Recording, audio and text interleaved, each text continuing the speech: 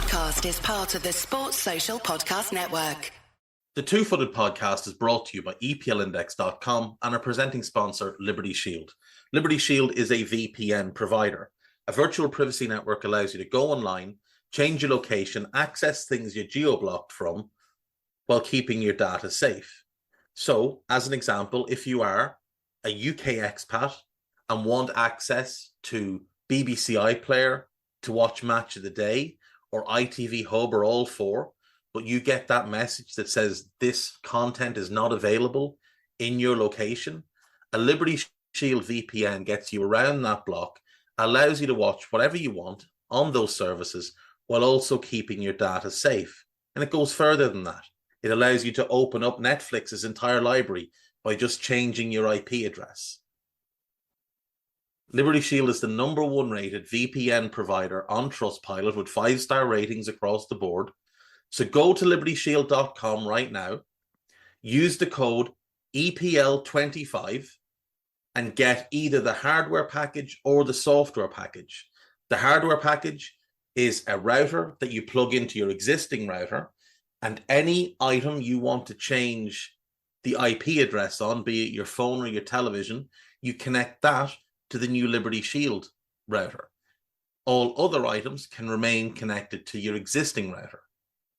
There's also a software package which is instantly downloadable to your device and you can get using straight away. Again, libertyshield.com, EPL25 for 25% off at checkout. We're also brought to you by Home of Hopcroft, a giftware and homeware company located in Scotland but shipping worldwide. Check out homeofhopcroft.co.uk and do check out the EPL Index and Anfield Index shops, which you'll find on Etsy. Use the codes EPL10 or RED10 for 10% off at checkout. And lastly, do remember to check out A Tad Predictable, hosted by Tadiwa. That podcast is on this feed before every Premier League match week. And then the EPL Roundtable, hosted by Kevin DeVries, on its own EPL Roundtable feed. So just search EPL Roundtable in your podcast device. And that's out after every match week. Now, on with the show.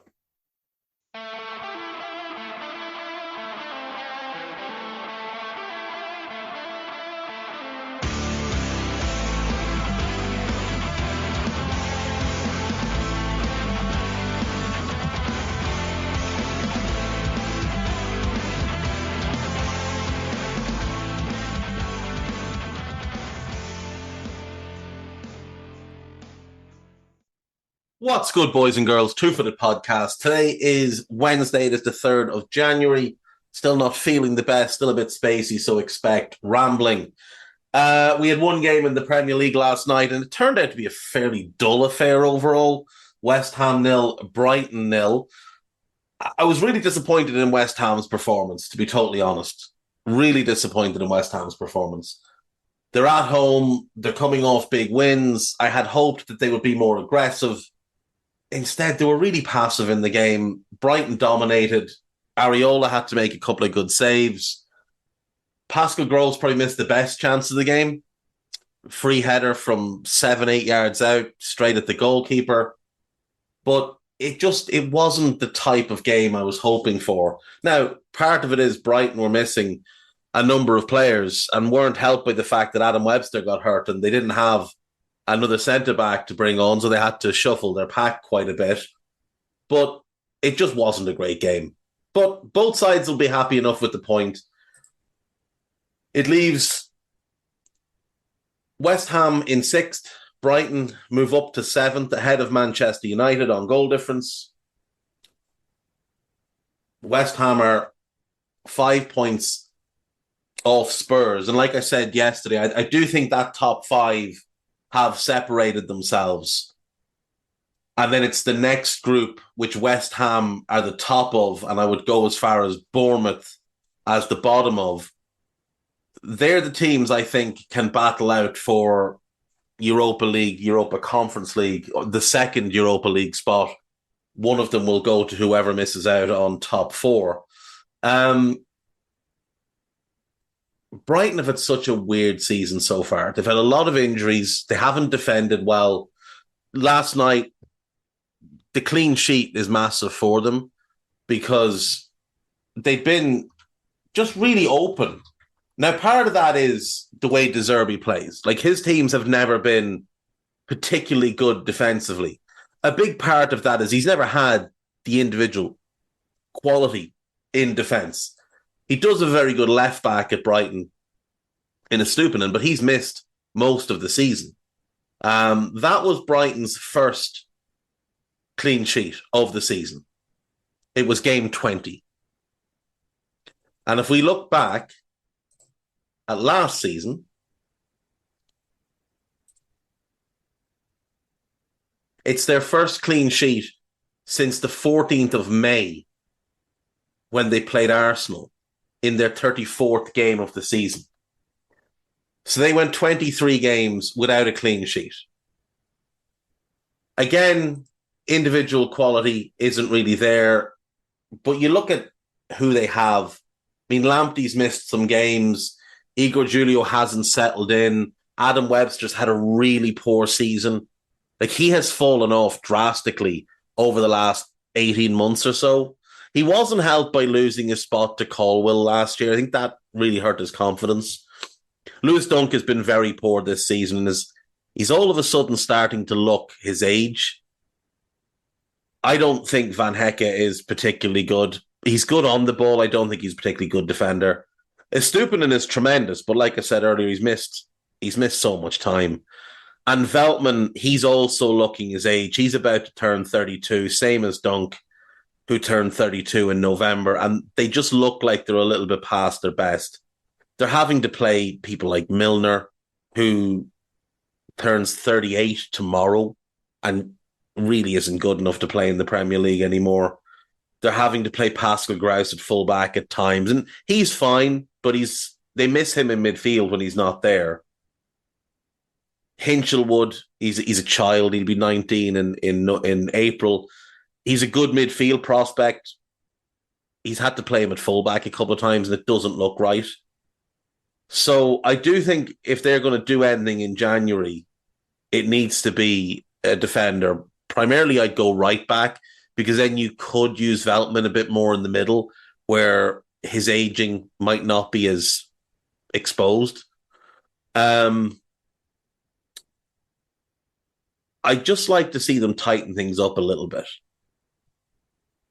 I get that the style of play can be a little bit risky, the way they play out from the back, but I'd just like to see them tighten things up just a small bit. Because if they could have a more solid defensive base, which at times they had last season, I think it will help them. Like, it's always going to be easier to win a game 1-0 than it is to win a game 3-2. West Ham can be really happy with their Christmas period, despite the fact that last night's performance and result are not what they would have wanted. But they beat Wolves comfortably, they beat United comfortably, and they beat Arsenal comfortably.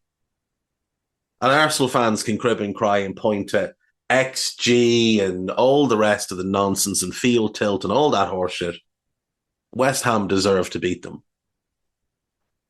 And I just had thought that last night they'd come in on a high and they'd take the game to Brighton, because they've done well against Brighton. I mean, you look back earlier this season, they went to Brighton and won 3-1. Now, a big part of that was Mikel Antonio. The way he plays causes a lot of trouble for defences like Brighton. Brighton struggle against big, quick, physical attackers. We've seen Ollie Watkins destroy them, for example. We've seen Dominic Calvert-Lewin demolish their backline. And Antonio's another that's done it. West Ham, Moyes had some complaints about the game last night because they weren't able to play Agard. They weren't able to play Kudus. That's all well and good, but, I mean, you played Arsenal a few days earlier and you didn't play Agard in that. You didn't have Agard in that one. You know, you didn't have him for that one either, and yet you were still fine with Ogbonna and Mavropanos. So that centre-back pairing has proof of concept that it works. Kudus, for sure, a big blow. And obviously no Paqueta with the injury. Hopefully he's back soon. But, it's not like Pablo Fornals and Said Benrahma are bad players. And you did have Max Cornet sitting on the bench. You did have Danny Ings sitting on the bench, and you decided not to play them. You brought on Mbeumo, who's a very talented young player, but he's a young player. I mean, what's he got? 14 senior appearances to his name and only 3 goals? He's not going to come on and change that game for you last night. But Max Cornet, proven Premier League operator, I know he hasn't had the best of times at West Ham. That's in large part down to Moyes not using him enough. But he's someone that could have changed that game for you. Could have brought him on at left back and been more adventurous, or played him on the wing. Anyway, we'll move on. It is Wednesday, so we're going to go back to being nostalgic on a Wednesday. And what we're going to be nostalgic about is the FA Cup, because this is FA Cup third round weekend coming up. And it actually begins tomorrow. Begins on Thursday with Everton going south to take on Crystal Palace at Selhurst Park. Then we have 3 games on Friday. Brentford home to Wolves, Fulham home to Rotherham, Tottenham home to Burnley. So we're getting 3 all Premier League clashes between tomorrow and Friday. Now, I would have preferred if they'd put 2 on tomorrow, 2 on Friday. I think it would have just made it a little bit easier to watch the games, but such is life. Saturday then, we have 4 12:30 kickoffs. Maidstone against Stevenage, Coventry Oxford, Millwall Leicester, AFC Wimbledon against Ipswich. Then we have a 12:45, which is one of the marquee games of the weekend. It's Sunderland against Newcastle. I know it's Championship against Premier League, but it's Sunderland against Newcastle. It's one of the biggest rivalries in the country, so that is must watch. At 3 p.m, we get Watford Chesterfield, Stoke Brighton, Gillingham Sheffield United, Blackburn against Cambridge, Newport County against Eastleigh, Norwich against Bristol Rovers, QPR against Bournemouth, Plymouth against Sutton United, Southampton against Walsall, and Hull City against Birmingham City. Then we have 4 5:30 kickoffs. Sheffield Wednesday versus Cardiff, Chelsea Preston, Swansea against Morecambe, and Middlesbrough against Aston Villa, in what could be an interesting enough game. Villa, they're going so well in the league and in the Conference League, and I don't think they have the squad to really sustain another cup run. So I do wonder if Emery will go with a heavily rotated team for the Ugo Ekiog / Gareth Barry derby here. I would have liked one of these games to get flexed out till 8 o'clock, or potentially have 2 of them on at 8 o'clock. But it's a good Saturday of viewing. Like, you can watch 3 games, no problem. I would just have rather had 4 that I could watch without any kind of interference with anything else. Because I would have liked to have gone Sunderland against Newcastle. I think that's definitely the early game to watch. Of the 3 p.m. games, I Stoke Brighton is an interesting one. I think Brighton might take the FA Cup quite seriously as an opportunity to potentially win some silverware. QPR Bournemouth, purely to watch Bournemouth. QPR are not good this year.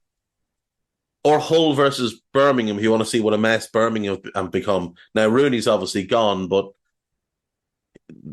I don't think the pain is going to leave as quickly. And then in the late games, for me, it's Borough Villa. Borough Villa, that to me is going to be a good game. Then on the Sunday, we have 7 2 p.m. kickoffs. 7 of them. West Ham Bristol, Bristol City that is. Nottingham Forest Blackpool. Luton against Bolton. Peterborough against Leeds. Shrewsbury against Wrexham. West Brom against Aldershot, and Manchester City versus Huddersfield. Peterborough Leeds is the game for me there, because I want to see Ronnie Edwards and I want to see Archie Gray. Um, there is one 4:30 kickoff that is Arsenal versus Liverpool, which is the marquee game of the round. And then on Monday night at 8:15, it's Wigan versus Manchester United. Overall, it's a pretty good draw. It means we'll get a lot of lower league teams into the fourth round because we do have, a decent amount of Premier League versus Premier League. We'll talk more about it on Friday with Guy. We'll probably run through and do quick predictions. We won't do anything in depth because how on earth would you? You're not watching Shrewsbury or Wrexham each week. But yeah, that's an interesting game for a couple of reasons. Anyway, so what the FA Cup got me thinking of was, the current holders are obviously Manchester City. And Manchester City won it last year as part of a treble, but part of a domestic double for getting the European Cup. So I started thinking about teams that have done the double. And I started thinking about how much more frequent, I think I've touched on this before, how much more frequent it is for teams to do the double now than it used to be. Because I remember when United did the double in 93-94. It's the first time in the Premier League era that the double had been done. Obviously, it's the second season of the Premier League. And then United did it again a couple of years later. And they were the first team to do the double twice. And at that stage, all the double winning teams were kind of held in this historic light. And you go back and you look at them, and the first team to ever do it was Preston North End. 1889, they won both trophies. League title, FA Cup. They were unbeaten in the league that year. 18 wins, 4 draws in 22 games. Scored 74 goals in 22 games. Conceded only 15. Won the league by 11 points. 2 points for a win, of course.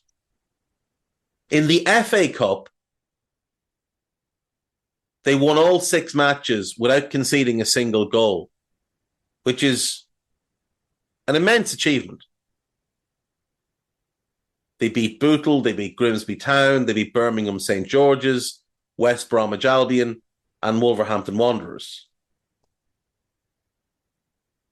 And obviously, look, we've never seen a single one of these games, don't know these players, but we know that achievement is impressive. Because subsequent history tells us that it's a really impressive achievement. The next time the double was done was 8 years later.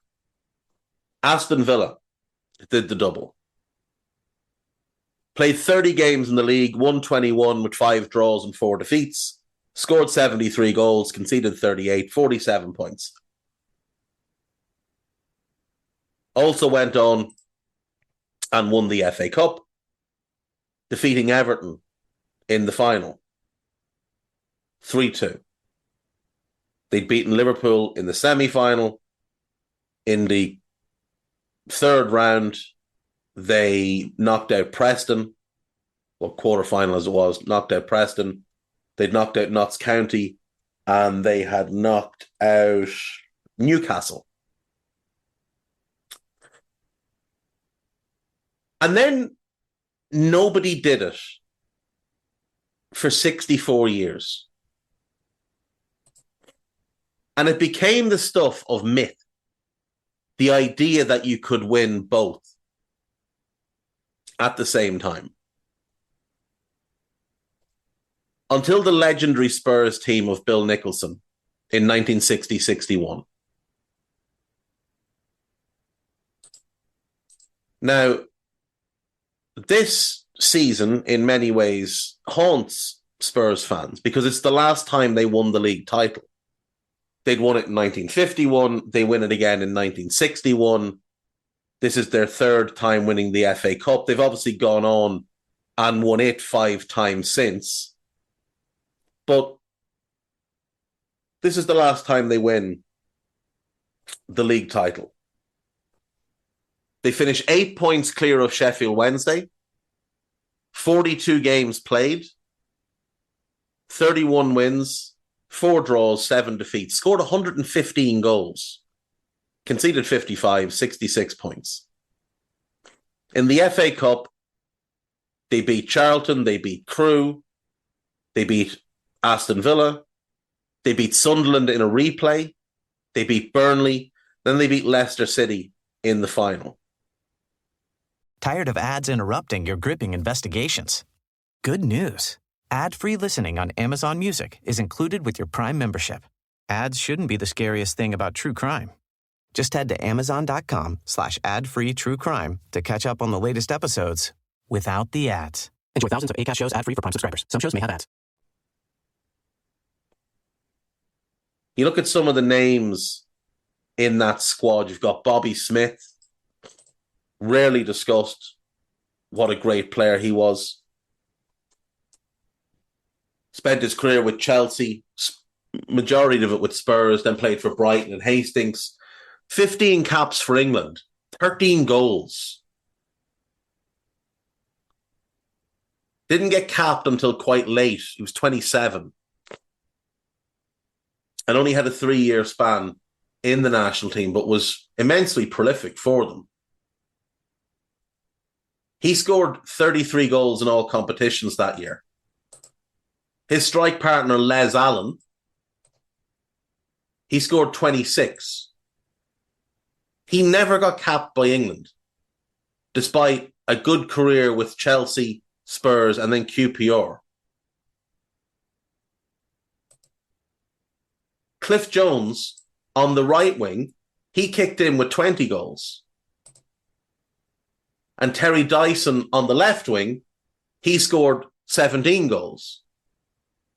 So you're getting 96 goals between the league and the FA Cup from 4 players. And if that's not enough, John White scored 13 from midfield. So you're looking at a team that was a really high-powered attacking group under Bill Nicholson, who is, without question, the greatest manager Spurs ever had. Won their only league title, won 3 FA Cups, 2 League Cups, the UEFA Cup, and the European Cup Winners' Cup. And it is often forgotten. Like, Spurs have a better European pedigree than Arsenal did. The UEFA Cup, as they won it, was harder to win than the Intercity Spheres Cup that Arsenal won. They've both got a European Cup Winners' Cup, and they've both been to one European Cup final. They did also win the Anglo-Italian Cup, which I believe we should bring back. Championship teams versus Serie B teams. Let's put something together, and I think that'd be fun. But yeah, Bill Nicholson created a Spurs team that was just a machine going forward. 115 league goals in 42 league games is very, very impressive. Like, when teams score 100 goals now in the 38-game season, we're in awe of that.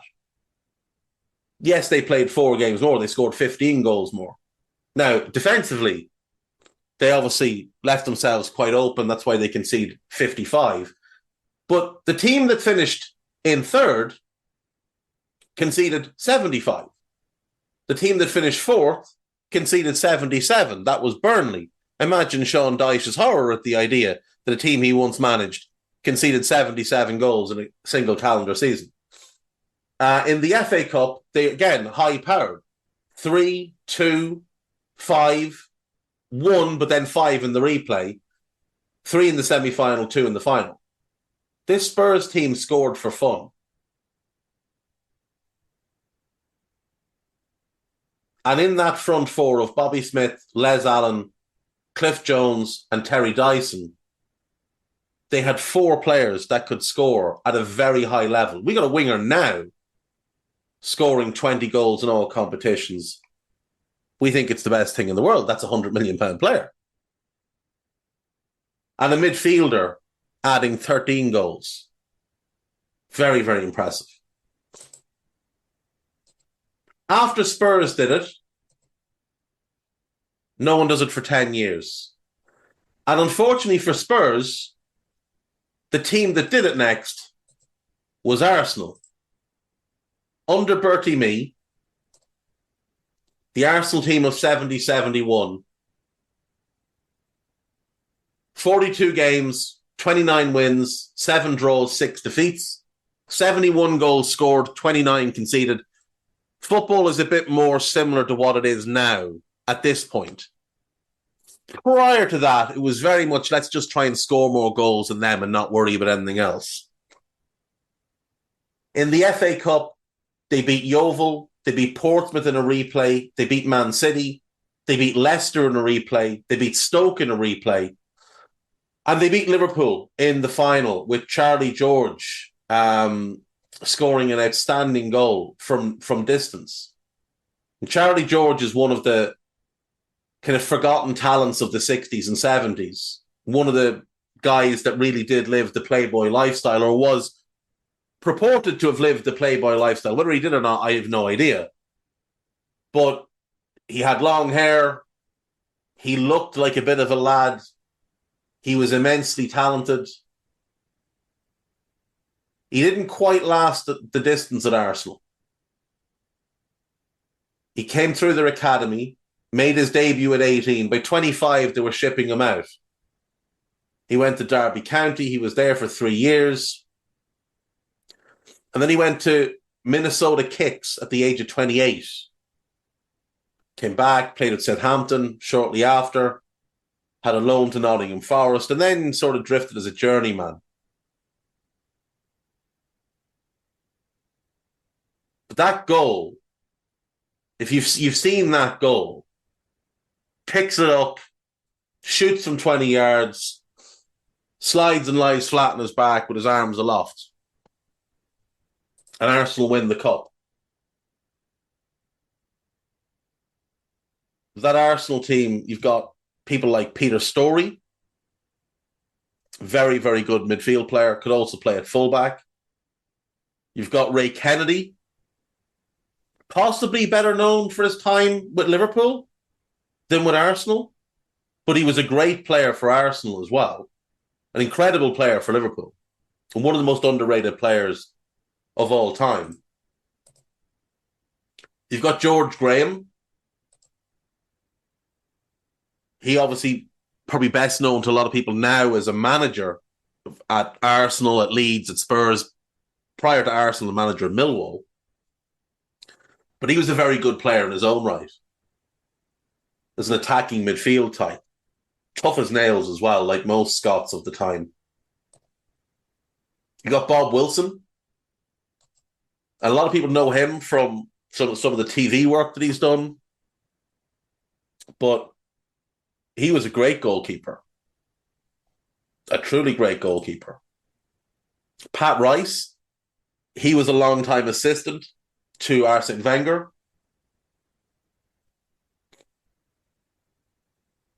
So Arsenal win the double in 71. It's now been done 4 times in history.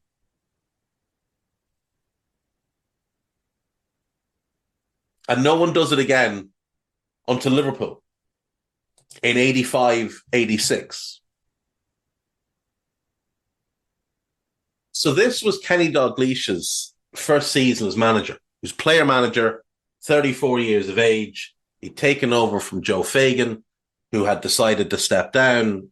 The Heysel tragedy, obviously a factor in that, but Joe just didn't really want to be manager. He'd taken over because Bob Paisley had resigned and it was just his turn. But he just wanted to be in the background more than anything. So Kenny takes over, and I mean, he's taking over a Liverpool team that had finished second the year before. They'd gotten to the FA Cup final, the FA Cup semi-final. And that was seen as a bit of a disappointment. Even though they'd gotten to the European Cup final and lost, it was a disappointing season for Liverpool because they hadn't won anything. They'd gotten so used to winning everything. In Fagan's first season, 83-84, they win the League Cup and the European Cup. In Paisley's last season, they won the League and the League Cup. The season before that, they'd won the league and the League Cup. The season before that, they'd won the League Cup and the European Cup. Before that, they'd won the league. Season before that, they won the league. Season before that, they won the European Cup. So Liverpool had been on this run of winning major honours year after year, and then 86, sorry. 84, 85 was the disappointment, and 85, 86 was the season they had to re-establish themselves. In the league, 42 games, 26 wins, 10 draws, 6 defeats. Win the title by 2 points ahead of Everton. Obviously, they don't get to play in the European Cup the following year because of the Heysel ban.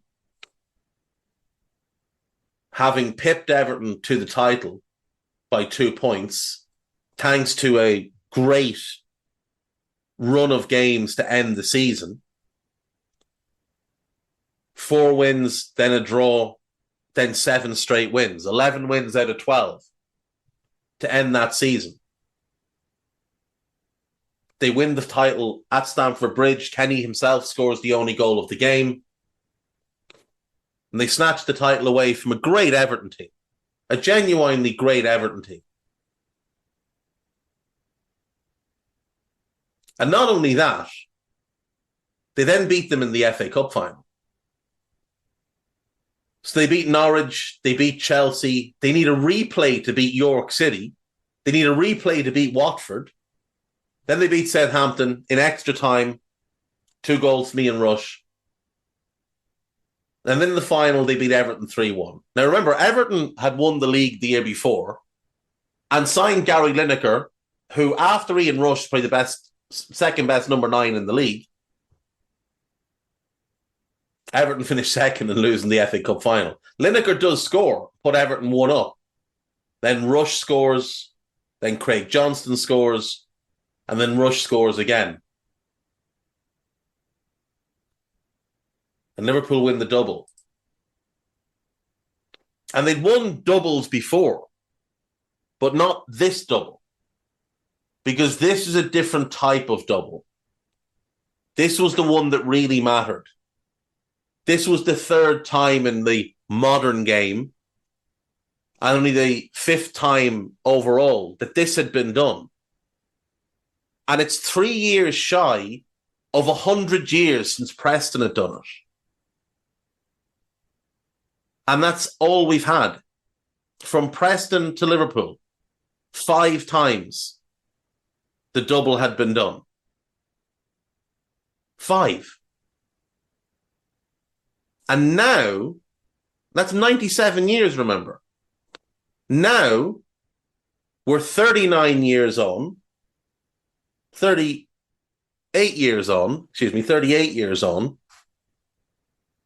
and it's been done 13 times? So 8 times in the last 38 years? Because next up would be United in 93-94. They'd won the title the year before.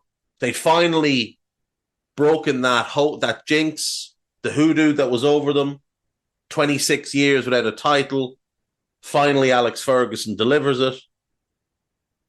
They go on and they'd win the league for the 2nd season in a row. 92 points, 27 wins, 11 draws, 4 defeats. Finish 8 points clear of Blackburn. In the FA Cup, they beat Sheffield United, Norwich, Wimbledon, Charlton.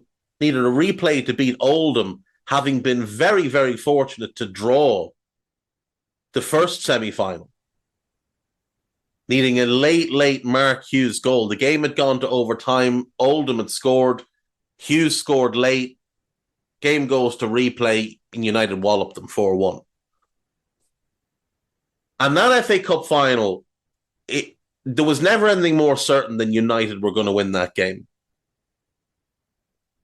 Even though it was 0-0 on 59 minutes, you knew United were going to win the game. Cantona scores a penalty. Cantona scores another penalty. and Mark Hughes scores, and they get 3 goals in 8 minutes. And then Brian McClare wrapped it up on 90. It's forgotten by many that United almost won the domestic treble that year. They got to the League Cup final and were beaten by Aston Villa. Now, the European Cup campaign was a disaster. They didn't even make it into the group stage, but they knocked out by Galatasaray. That's the famous welcome to hell scene where they turn up at the airport and the Turks are there going nuts. But Aston Villa denied them the domestic treble, beat them 3-1 in the League Cup final. United would obviously win it again then in 95, 96. This was the shortest gap we'd had between doubles, and it's obviously the first time that anyone has done this twice. In the league, they win the league by 4 points from Newcastle. This is the famous season where Newcastle were rampant and running away with it by January, and United just hunted them down like a machine. United were phenomenal. United lost on New Year's Day. I'll never forget watching that game. New Year's Day, it's a famous game where William Prunier, who was a trialist for United, they were looking at signing him. I think he played against QPR in the previous game off the bench and looked fairly impressive. But he played in this game on New Year's Day at White Hart Lane. And I watched this game in my parents' kitchen with my cousins, Carl and Steve. And Spurs battered them, beat them 4-1. And at this point, United looked dead and buried. It looked like Newcastle were going to run away with it. United had beaten them a few days earlier. But it looked like Newcastle were going to run away with the league, especially when they got walloped by Spurs. A Spurs team that were no great shakes. And then they just turned it on. They drew with Villa next time out. Then they won 6 in a row. Drew with QPR. Won 4 in a row. Lost to Southampton away. United always lost to Southampton away back then, it felt like.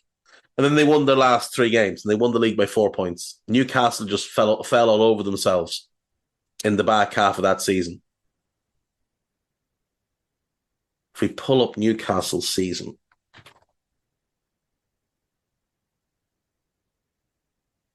Newcastle were phenomenal. Phenomenal. Up until mid-February. They'd lost 3 games. Away to Southampton, away to Chelsea, and away to United.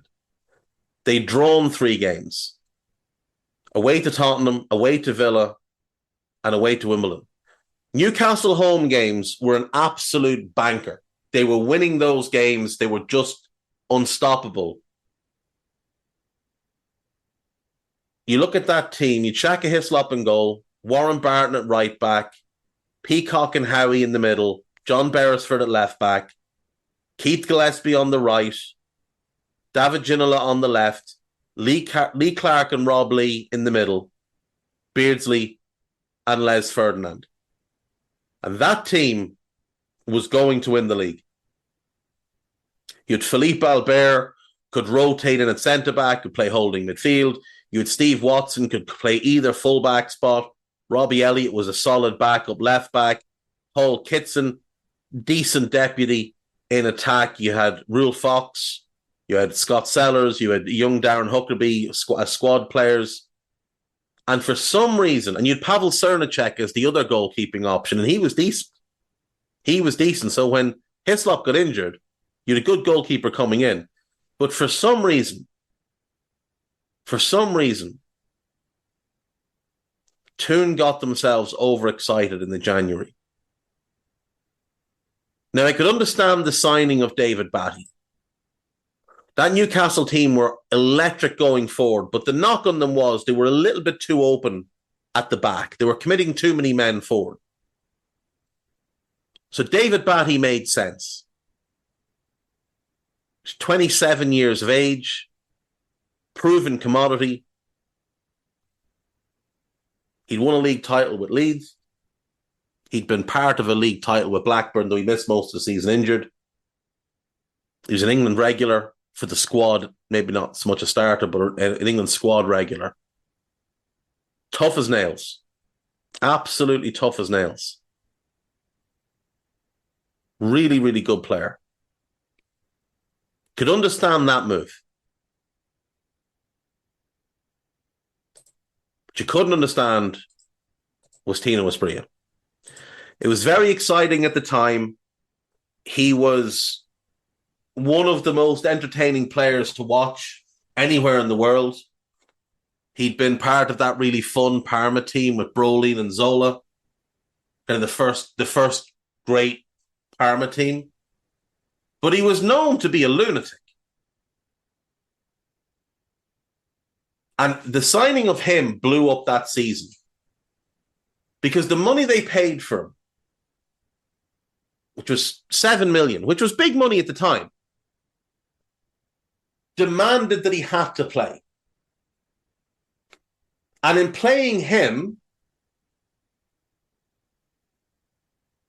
you had to either move Beardsley out of the team, which he was so important, Peter Beardsley, or you had to play him wide, in which case you were dropping Keith Gillespie, who'd been brilliant. Keith Gillespie was he was a really straightforward, old-fashioned winger. He was going to knock it by you, he was going to use his pace, he was going to get the ball whipped in. He was a really good crosser of the ball. And Les Ferdinand was feasting off those crosses. Les Ferdinand was brilliant in the air, and you had Gillespie and Ginola crossing for him. You had Beardsley buzzing around as the creator-in-chief, dragging defenders here, there, and everywhere. You had Rob Lee bursting forward from midfield. The formula was simple, it was brilliant, and it worked. And adding Asprilla blew it all up. And having lost only 3 games between the 19th of August when the season kicked off and they beat Coventry 3-0, and the 10th of February when they went to Middlesbrough and beat them 2-1,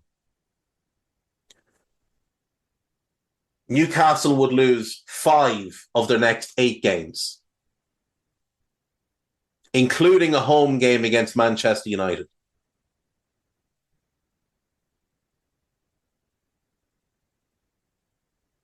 They lost to West Ham. They drew at Man City. They lost at home to United. The only loss they had at home all season. They then beat West Ham. They went to Arsenal and lost. They went to Liverpool and lost, the famous 4-3. They beat QPR at home. They went to Blackburn and lost. Then they got the ship righted. They beat Leeds. Sorry, they beat Villa. They beat Southampton. They went and beat Leeds. And they still had a chance at winning the title. But they needed to win their last 2 games and really put the pressure on United. And instead, they drew at Forest in their second to last game, which was the 2nd of May. United had played Forest 4 days previously and beat them 5-0. Then on the final day, they drew at home with Spurs. And United went and beat Middlesbrough quite comfortably.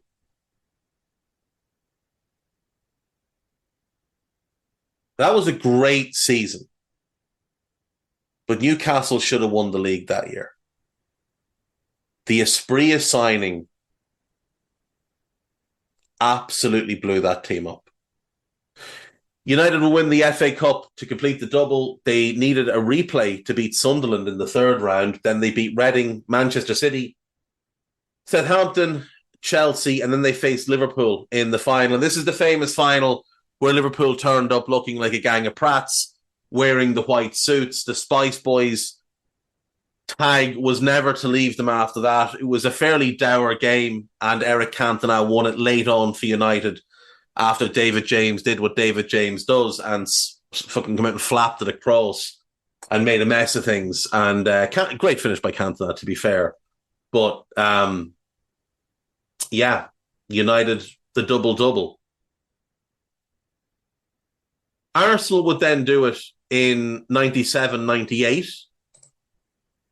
under Arsene Wenger. This is the first great Wenger team. You've got David Seaman in goal. You've got a back four with Dixon, Winterburn, Tony Adams, and then Steve Bowles and Martin Keown rotating in the other centre-back spot. You've got Vieira and Petit in central midfield. You've got Mark Overmars on the left, Ray Parlour on the right. You've got Bergkamp. And then the other striker spot is Ian Wright and Nicholas Anelka in rotation. You got Gilles Grimande for depth. You've got David Platt, good depth midfielder at that point in his career. Remy Gard is knocking around, Luis Boa-Morte. Stephen Hughes, very talented young player at the time, didn't quite go on to become the player he was expected to be. It was a good Arsenal team. And they won the league by 1 point from Manchester United, but they actually won the league by 7 points and then stopped playing. They beat Everton on in the third last game of the season, beat them 4-0, and that wrapped the title up for them. So they got hammered by Liverpool next time out, and then they lost to Aston Villa. But neither of those games made any difference at all. Arsenal had the title wrapped up and could focus in on the FA Cup, where they needed a replay to beat Port Vale, then they beat Middlesbrough, then they needed a replay against Crystal Palace, then they needed a replay against West Ham and beat them on penalties. Then they beat Wolves in the semi-final, and then they beat Newcastle in the final. So now we have a third double in 4 years. To get to the three before, it was 33 years from United's first one going back to the Spurs one. There was 25 years between Spurs and Liverpool. 25 years. Now we have three in 4 years. 3 and 5 seasons is the best way to look at it. And because that wasn't enough, United did it again. 98-99. The treble. And what a team. What an incredibly, disgustingly good team. Schmeichel, Neville, Irwin, Johnson and Stam, Beckham, Scholes, Keane and Giggs, the greatest four-person midfield I think that's ever been.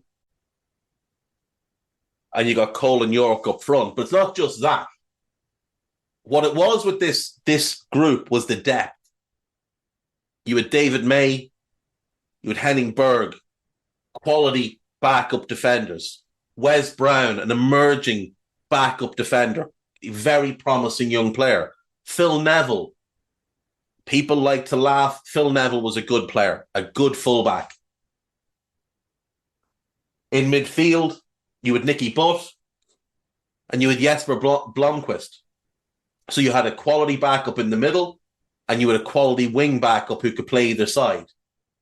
And then you had Sheringham and Solskjaer for your depth up front. That United squad was incredibly deep. Raymond van der Houw was a solid backup goalkeeper as well, it must be pointed out. That United squad was pretty much perfect. There's no flaw in that squad. Of the starting 11, Schmeichel was world-class. Stam was world-class. Irwin was world-class. Keane was world-class. Scholes was world-class. Giggs was world-class. Beckham, I think, was world-class for a time, for sure. I would say York was world-class. Cole, not so much, but Cole was a world-class goal scorer. Not a player, but a goal scorer. You had world-class players littered through that team. And the ones who weren't, Gary Neville was never going to let you down. He was always 7 out of 10, the annoying little rat. Ronnie Johnson wasn't a world-class player, but was unbelievably quick. Ronnie Johnson was lightning. The perfect centre-back partner for Stam, who was quick himself. But Stam could go and attack everything, knowing that Ronnie Johnson could cover in behind. The midfield is the perfect balance. You've got the crosser and passer that Beckham was, the controller, the physical presence, the ball winner, the organizer, the leader of Keane. You've got the world-class controlling and passing of Paul Scholes. You've got Giggs, a great crosser of the ball, lightning quick, able to beat anyone 1v1. That midfield balance is perfect. And then the front two, Cole and York, they just clicked straight away. Unbelievable chemistry in that team. And obviously Alex Ferguson is a very special manager. But that was a very special team. And that was the 5th double in 6 seasons. No, the 4th double in 6 seasons. Excuse me. The 4th double in 6 seasons. In the history of English football, prior to the foundation of the Premier League, we had 5 doubles. And now, within less than a decade, within 7 years of the Premier League being in existence, we'd had 4. 3 for United, 1 for Arsenal. Arsenal would then do it again in 01-02. This is the second Wenger team. This is 5 doubles now in 9 seasons.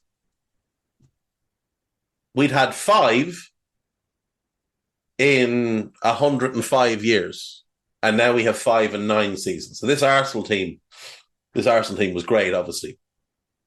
Obviously, Wenger, one of the all-time greats. People can hold the European Cup over his head, whatever. You had David Seaman in goal. He was past his best at this point, but he was still decent. You had Loren at right back. They still had Lee Dixon as the backup, so solid. Ashley Cole had taken over at left back. You had Keown and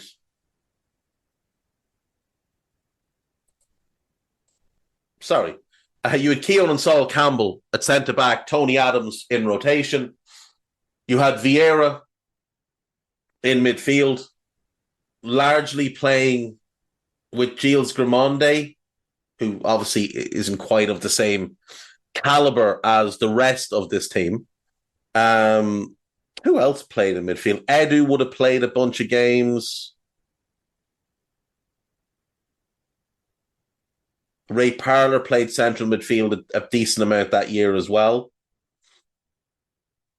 You had Robert Pires on the left. You had Freddie Ljungberg on the right. Giovanni van Bronckhorst played across the midfield that year as well. And then up front, you had Bergkamp and Henry. Sylvain Wiltord in rotation with Bergkamp, could also play in the wide roles. Very versatile squad. The thing that was missing was the partner for Vieira. And Gilberto Silva would arrive after this season and kind of complete the team. Then they go on and have the unbeaten season. If you look at the depth that they have here, Kanu, Wiltord, like I said, not part of their best 11. Parlour, not part of their best 11. Still a good player, though. Lushney.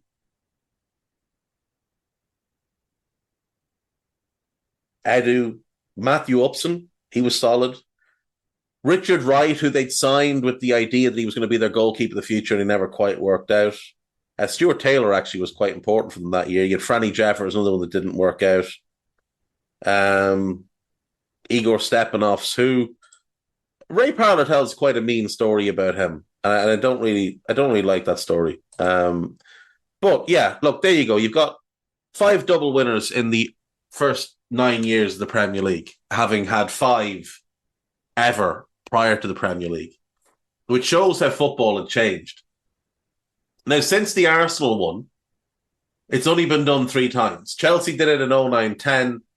City did it in 18-19 as part of a domestic treble. And then City did it again last year as part of a treble with the European Cup. But those are different because there's always going to be question marks over whether City did it within the rules or not. And there's question marks of whether Chelsea did it within the rules or not.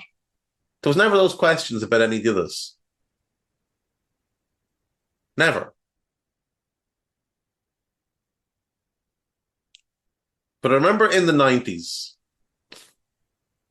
because the 80s, a little bit too early for me. I was 4 when Liverpool won the double. I remember in the 90s what a special thing it was. And what an amazing achievement it was for teams to win the double, because the FA Cup mattered so much. Now, the FA Cup doesn't have the same allure. It doesn't have the same luster. So I don't think teams take it as seriously. We see a lot more rotation in the FA Cup, which is a shame. But the prize money's not there, so a lot of teams just don't put the focus on it. We'll take a break. When we come back, we'll just wrap up with the gossip. I'll see you after this. Right, welcome back. So, a couple of quick bits of news. Youssef Attal, the Nice and Algerian right-back, has been handed an 8-month suspended sentence by a French court for inciting religious hatred in a social media post about the conflict in Israel and Gaza. Interesting. I remember seeing that post, and I don't remember thinking it was inciting religious hate. It was, however, in support of the Palestinians, so that's obviously what the issue is here. Phil McNulty asks the question, is the sacking at Birmingham the end of Wayne Rooney, the manager? My bet is no. My bet is that he will get another job somewhere. It's pretty obvious that he's not a good manager. In the same way Gerrard is not a good manager, Lampard is not a good manager, Gary and Phil Neville are not good managers, Sol Campbell is not a good manager. This era of English footballers just didn't turn out many good managers. I think the only one of the top players that looks like he has the potential is Michael Carrick. Now, Ashley Cole is quite highly rated as a coach, but hasn't shown any real interest in becoming a manager. Paul Scholes was briefly a manager at Oldham, but the Oldham situation was a mess. It was nothing to do with Scholes. And John Terry has made it known he'd like to be a manager, but nobody's likely to hire him because, he's John Terry. Not someone you really want around your club. Jenny Hermoso has testified that the World Cup final kiss from Luis Rubiales was not consensual. Good for her. Good for her. I hope he gets the book thrown at him. Gareth Crooks has given us another laughable team of the week. Matt Turner in goal. Absolutely not.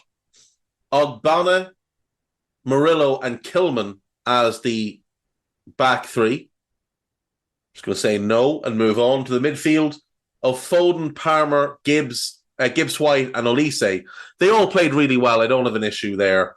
But how Curtis Jones doesn't get in, I don't know, because his performance against Newcastle matched all of these. He just didn't. He did score. He did score. How hasn't Curtis Jones gotten in?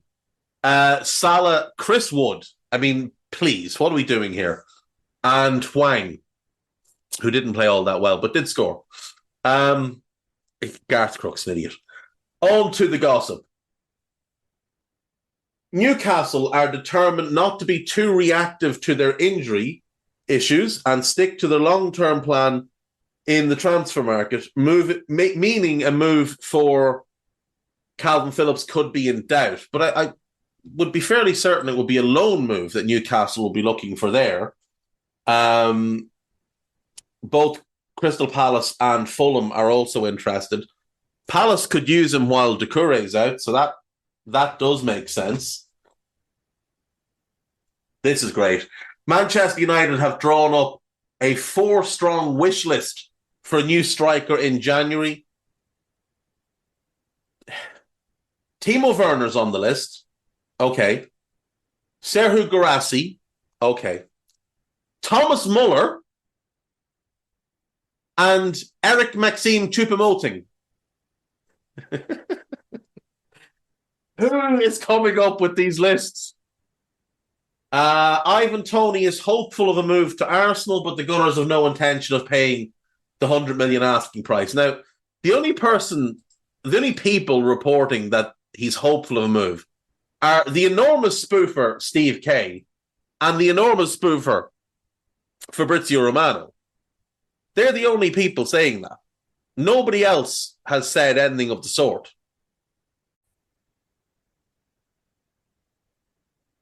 The only way Arsenal could get him in is to loan him with an obligation to buy, but they can't do that because they've already got David Raya in on loan from the same club.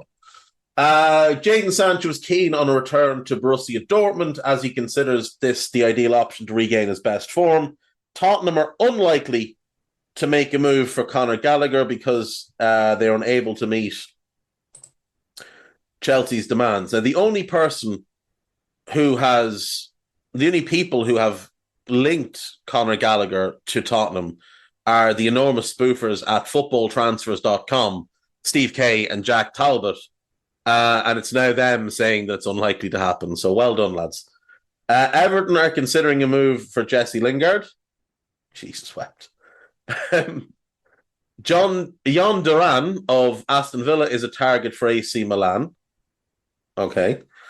West Ham and Czech Republic defender Vladimir Sufal is unhappy with his contract situation and wants the club. I don't believe that. I don't believe he wants the club to consider offers for him. I don't believe that for a second. Sheffield United are pushing to sign Ben Brereton Diaz from Villarreal and Kasper Schmeichel from Anderlecht. Things have not gone well for Ben Brereton Diaz since moving to Villarreal. He's played 12 times. He hasn't scored. I think it's actually more than that. Hang on. Let's have a quick look.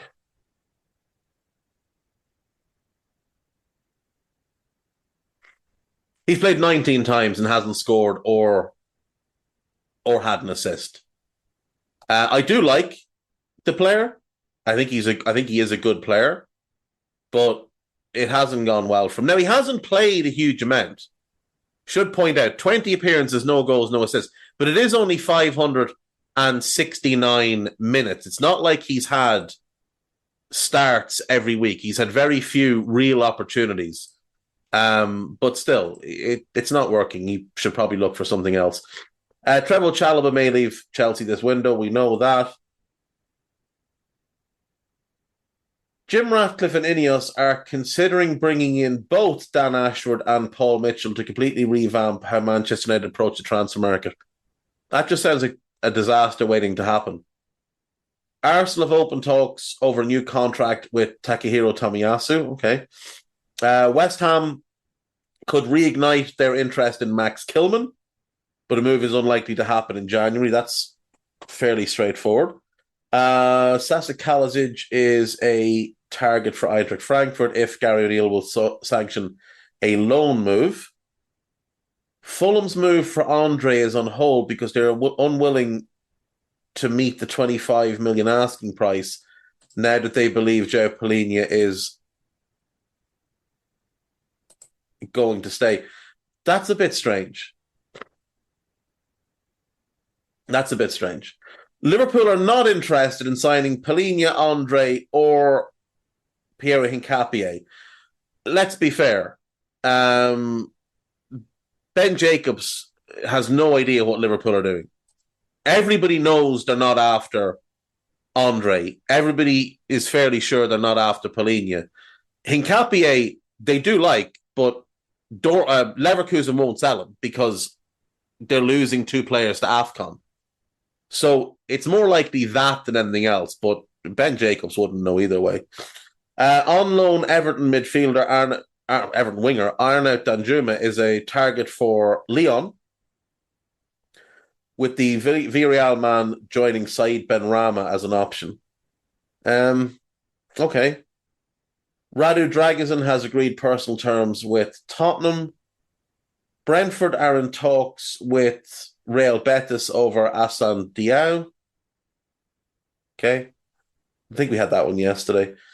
Borussia Dortmund have held talks with Chelsea's 21-year-old Dutch midfielder, defender, everything, Ian Maatsen, over a January move, but the Blues are holding out for 30 million. Doesn't he only have 6 months left in his deal? What is the Ian Maatsen contract situation? Maybe they have an option for another year. They do, and they've triggered it by the looks of things. Liverpool will not be rushed into making a decision on Fabio Carvalho. Crystal Palace have had numerous bids for Ronnie Edwards turned down. They face competition from up to 5 Premier League sides, with Peterborough holding out for 10 million. I think you'd probably get him for like 6 plus add-ons, but he's a really good young player. Italian club Atalanta are closing in on Birmingham and Wales midfielder Jordan James after making a £3.9 million bid. He does look a player. From the bits I've seen, he does look a player. Right, folks, that'll do. I will see you all tomorrow. Take care of yourselves. Bye-bye.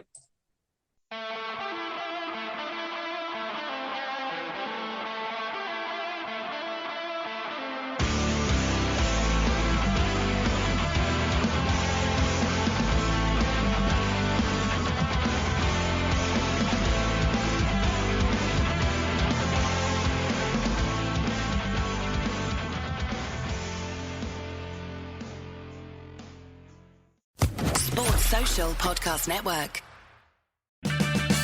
Purchase new wiper blades from O'Reilly Auto Parts today and we'll install them for free. See better and drive safer with O'Reilly Auto Parts. O'Reilly Auto Parts. Tired of ads interrupting your favorite show? Good news. Ad-free listening on Amazon Music is included with your Prime membership. Download the Amazon Music app or visit amazon.com/ad-free sports. That's amazon.com/ad-free sports to catch up on the latest episodes without the ads. Enjoy thousands of Acast shows ad-free for Prime members. Some shows may have ads.